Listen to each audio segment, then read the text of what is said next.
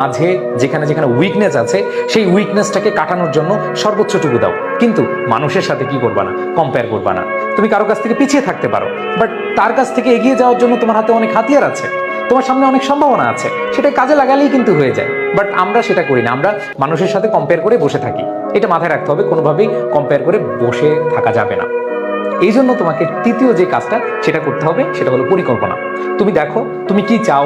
ধরো তুমি কোনো একটা ইউনিভার্সিটিতে চান্স পেতে চাও, তুমি জানো এখানে অনেক প্রতিযোগী, অনেক অনেক স্টুডেন্ট পরীক্ষা দিবে, তোমার চেয়ে অনেক মেধাবী স্টুডেন্ট পরীক্ষা দিবে এবং তারা সব কিছু পারে, তুমি পারছো না, তুমি পিছিয়ে আছো। তুমি পরিকল্পনা করো যে তোমার যেখানে যেখানে পিছিয়ে থাকার বিষয়, সেই বিষয়গুলোকে তুমি ফোকাস করে নিজের সর্বোচ্চটুকু দাও।